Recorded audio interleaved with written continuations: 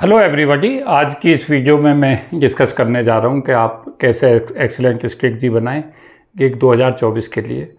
तो जो प्लानिंग है उसे बनाने के लिए जो मैंने आधार रखा है वो पीछे के जो पेपर्स हैं उनका गहनता के साथ एनालिसिस किया है और कुछ इम्पोर्टेंट कंक्लूजन ड्रॉ किए हैं। आगे भी मैं कुछ बहुत ही इंपॉर्टेंट चीज़ें आपके साथ डिस्कस करूँगा, ख़ास तौर से GATE 2024 के परिप्रेक्ष्य में कि आप किस तरीक़ा से बहुत ही अच्छी रैंक जो इसमें लेकर आएँ और कई अच्छे इंस्टीट्यूट के साथ में या तो PhD ज्वाइन करें या MTech ज्वाइन करें या ONGC जैसी संस्था में जो डायरेक्ट एंट्री करें जॉब के लिए। तो एक अच्छा एग्ज़ाम है जिसके लिए आपको निश्चित तौर से प्रयास करने चाहिए अच्छी रैंक के साथ में।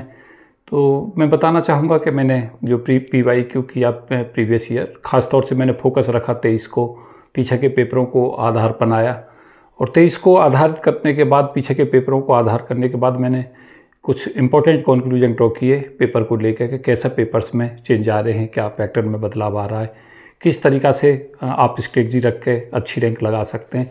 तो मैंने देखा कि जो स्टैंडर्ड बुक हैं जो बहुत अच्छे रेफरेंसेज हैं, जैसे डेविड ग्रिफिथ रेफरेंस को आप देखें तो EMT की जो प्रॉब्लम्स मैंने देखी हैं कई सारी, वो सीधी की सीधी उसी से पूछी गई हैं और उनमें कोई चेंज नहीं किया गया है। अगर आपको सीधे सीधे उसके रिजल्ट्स हैं याद हैं कि डेविड ग्रिफिथ के, आपने सारे चैप्टरों के रिजल्ट्स को याद किया है और कुछ उसमें अनसॉल्व प्रॉब्लम्स दे रखी हैं, उनको भी आप देख लें।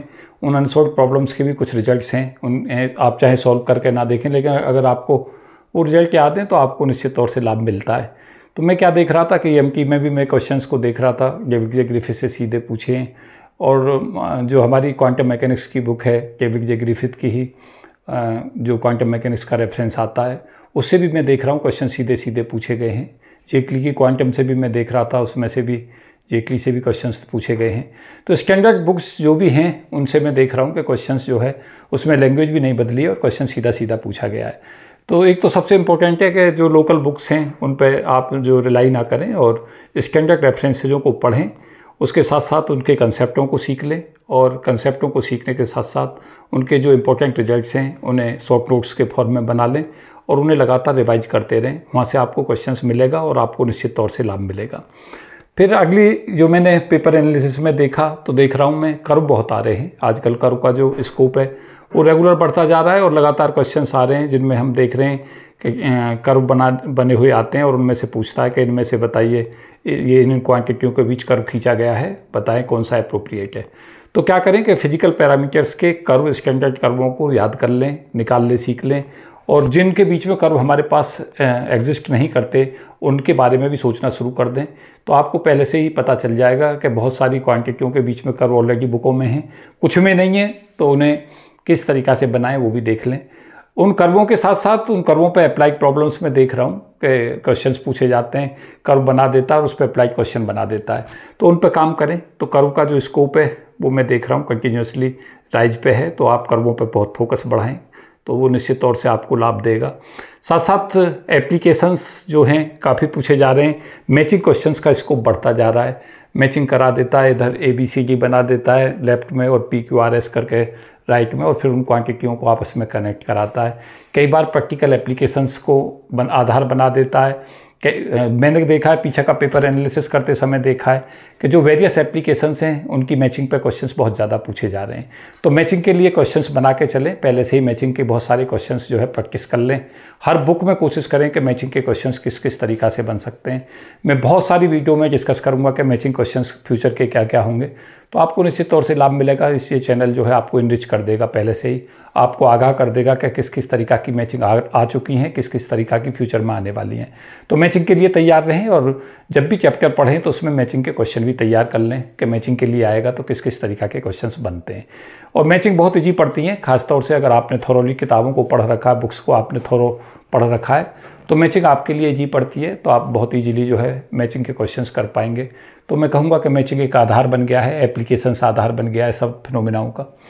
पेपर एनालिसिस में मैंने जो देखा है कि पेपर किस तरीक़ा से बन के आ रहा है, तो मैं देख रहा हूँ कि 50% के आसपास जो पेपर है वो थोड़ा ईजी बन के आ रहा है, ईजी साइड में है। उसके अलावा 30% के आसपास जो पेपर है वो मीडियम साइज का है, मतलब उसका क्वेश्चंस का जो लेवल है वो बहुत ज़्यादा हाई भी नहीं है, बहुत ज़्यादा लो भी नहीं है, मीडियम में है। और कुछ करीब 15 से 20% जो क्वेश्चंस हैं वो थोड़े टफ साइड आ रहे हैं। टफ का मेरा मतलब ये है कि वो बहुत ज़्यादा टफ तो नहीं उन्हें मैं कह सकता, लेकिन कैलकुलेशंस जो है वो आपको करनी पड़ती हैं, और कैलकुलेशन के बाद में उसमें कैलकुलेशन एरर कई बार हो जाती हैं, और क्वेश्चंस का होते होते हमारा कई बार रह जाता है। तो उसमें प्रैक्टिस करें, लॉट ऑफ प्रैक्टिस करें क्वेश्चंस की। तो जब आप जो सिंपल क्वेश्चंस आ रहे हैं उनमें सिली जो मिस्टेक्स हैं उनको अवॉइड करें, वो प्रैक्टिस से आती है। तो क्वेश्चनों की प्रैक्टिस लगाएं, वो आपकी की बनेगी और आपको निश्चित तौर से इसमें लाभ मिलेगा। जो मेरा एक सजेशन होगा वो होगा कि लर्न द स्टैंडर्ड रिजल्ट्स। जो भी हमारे स्टैंडर्ड रिजल्ट्स आते हैं, कोई भी चैप्टर हम तैयार करें अच्छे रेफरेंस के साथ में, तो हर क्वेश्चन के जो है स्टैंडर्ड रिजल्ट बना लें कि इसमें क्वेश्चंस में ये रिजल्ट्स ड्रॉ हो रहे हैं। तो आप देखेंगे, क्योंकि मल्टीपल क्वेश्चंस आ रहे हैं, क्योंकि कई बार क्वेश्चंस में क्या देख रहा है कि एक आंसर जो है वो 1 से ज़्यादा भी करेक्ट होते हैं। तो अगर आपने उसमें डीप रिजल्ट आपको नहीं पता है, डीप एनालिसिस आपने क्वेश्चंस का नहीं कर रखा है, तो मल्टीपल चॉइस क्वेश्चंस में जो है निश्चित तौर से आपको दिक्कत आएगी। तो स्टैंडर्ड जो रेफरेंसेज हैं, मैं स्टैंडर्ड रेफरेंसेज पहले भी बता चुका हूँ और बहुत सारी वीडियो में मैंने डिस्कस किया है। आगे स्ट्रेटजी में बताऊँगा कि किन किताबों पर आप रिलाई करें, कौन सी बुक्स ऐसी हैं जिनको आधार बना के पेपर सेट किया जा रहा है। क्योंकि पीछे के पेपर एनालिसिस में मैंने देखा है कि कहाँ से क्वेश्चंस कौन सी बुक से सीधे सीधे आ रहे हैं, तो उन्हें भी मैं डिस्कस करूँगा आगे। Try to cover the whole syllabus. मैं सदा ही कहता हूँ कि जब भी कॉम्पिटिटिव एग्जाम के लिए आप प्रिपेयर करें तो कोशिश करें कि पूरा का पूरा सिलेबस रीड कर लें, कोई टॉपिक ऐसा ना हो जो अनटच रह जाए। क्योंकि अभी मैं देख रहा था पीछे के पेपर में GM काउंटर से क्वेश्चंस आया है, तो बहुत सारे बच्चे जो है ऐसे टॉपिक्स को छोड़ के जाते हैं। तो गेट के जो भी सिलेबस आपके सामने हैं उसको आप अपनी जो बुक्स हैं सभी बुकों के ऊपर उसे चिपका लें।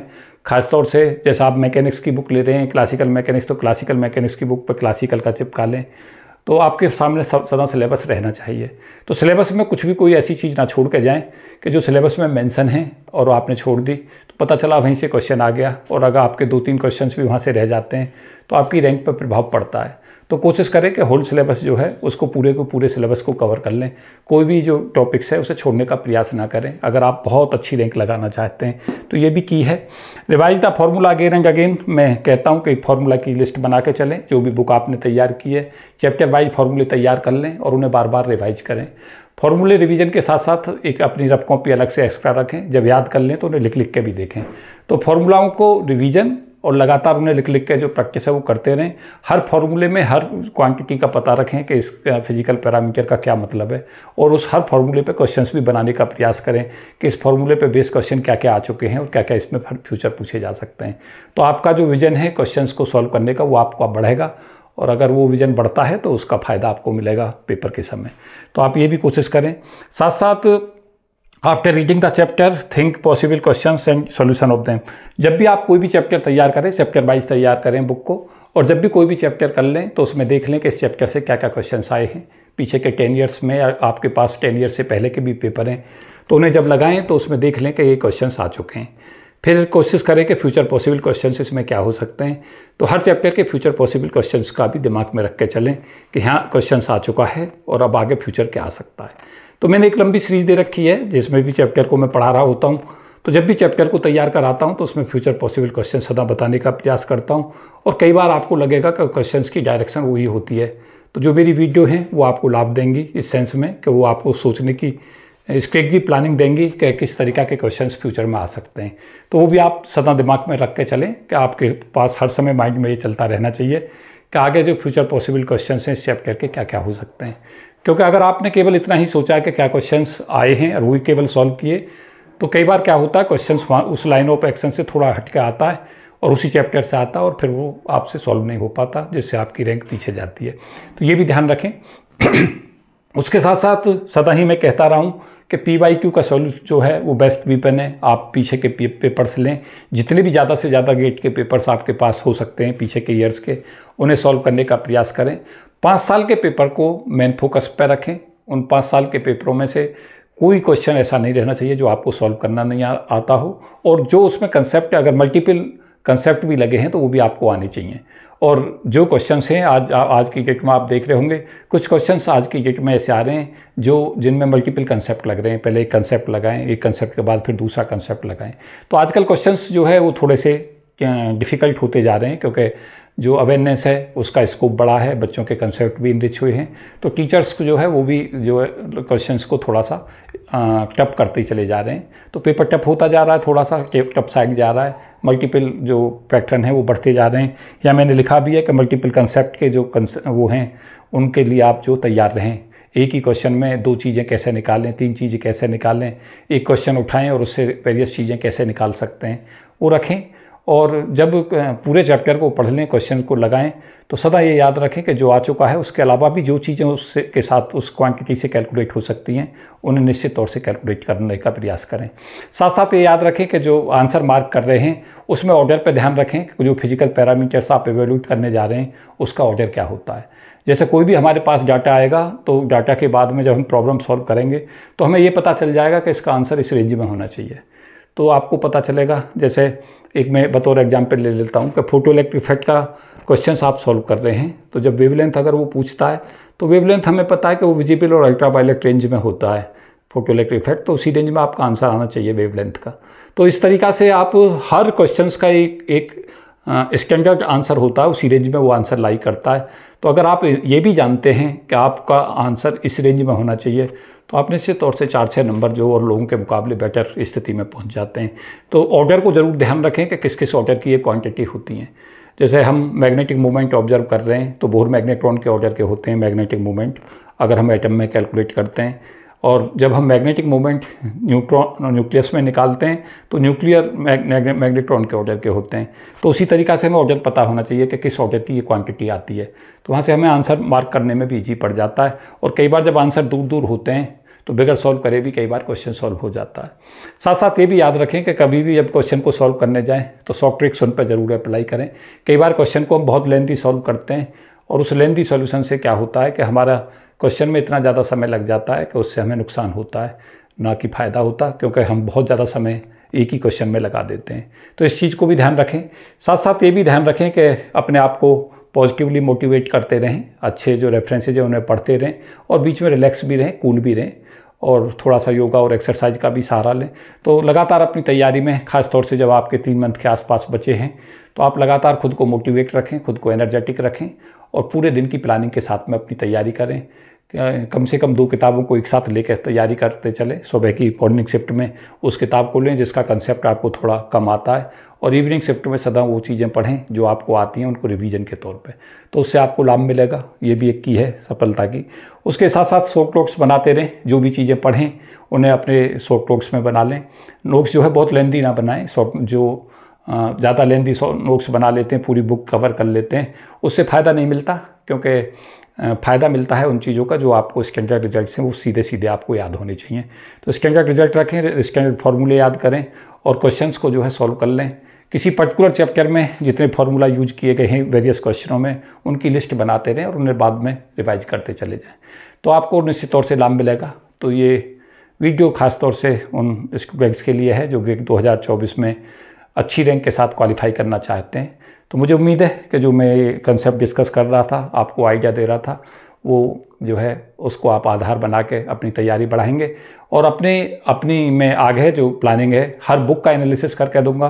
पीछे के 5 साल के पेपर एनालिसिस में कर रहा हूँ बहुत डीपली, और फिर हर बुक का एनालिसिस करके क्या क्या पूछा जा रहा है, किस किस तरीक़ा से क्वेश्चन की वैरायटी चेंज हो रही है, किस किस तरीक़ा से अब आप आगे के लिए तैयार रहें, क्या क्या फ्यूचर पॉसिबल क्वेश्चन हो सकते हैं, उस पर मैं काम करता रहूँगा। तो ये चैनल निश्चित तौर से देश के बच्चों को इनरिच करता रहेगा। पीछे भी इसने काफ़ी बच्चों को लाभ दिया है और आगे भी ये लाभ देता रहेगा। तो मेरी शुभकामनाएं आप सभी के साथ हैं। Thank you and best wishes for all of you. जय हिंद।